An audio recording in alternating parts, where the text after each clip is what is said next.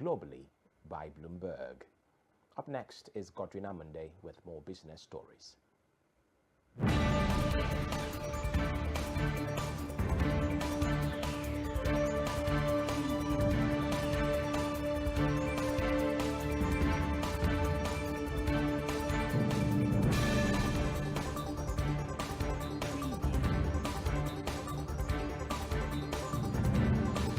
Hello, welcome to Business News Update. Liquidity in the banking sector surged by 62.4% week on week to 1.2 trillion naira, driven by inflows from the standing lending facility, which amounted to 2.8 trillion naira, and T-bills maturities totaling 402.2 billion naira, according to AfriInvest. AfriInvest in its weekly report noted that those inflows outpace outflows via the standing deposit facility, which recorded 566 billion naira. System liquidity refers to the overall availability of cash and liquid assets in the banking sector, indicating how much money is circulating in the financial system and affecting banks' ability to lend and invest. A standing lending facility is a provision by the central bank allowing commercial banks to borrow money short-term to manage liquidity. Also, banks deposit excess reserves with the central bank and earn interest through the standing deposit facility. Consequently, the overnight policy rate and overnight negotiated rates declined, closing the week at 29.70% and 29.97% respectively, down from 31.20% and 31.73% in the previous week. More so, the bond market experienced a bullish sentiment as domestic bonds and corporate Eurobonds performed well. The improved liquidity and positive market sentiment points to a favorable environment for investors in both money and bond markets, as highlighted by AfriInvest Research's report. The Housing Development Advocacy Network has urged government agencies and the private sector to act swiftly in providing relief and support to the victims who have been left homeless.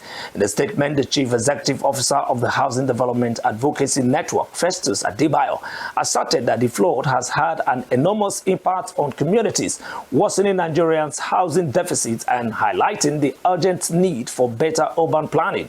The floods have exhumed corpses from the Gwange Cemetery, raising serious concerns about the risk of disease outbreaks. Health experts are already warning of potential cholera, typhoid, and other waterborne diseases due to contaminated water in the affected areas.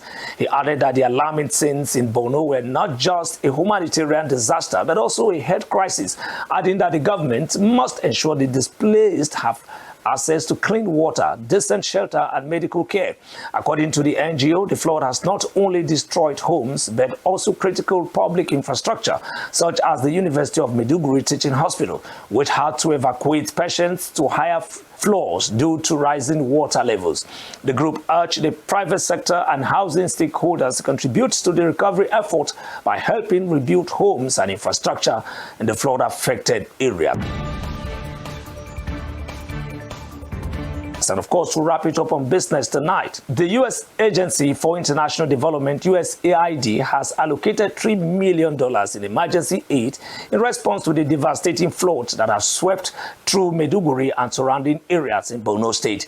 The funds are being used to support more than 67,000 individuals affected by the disaster, providing them with essential food, shelter, and medical assistance.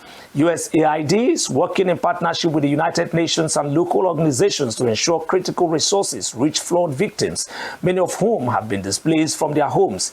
In a statement made available to newsmen on Monday, the U.S. extended heartfelt condolences to the victims and their families, offering support to those affected by the disaster.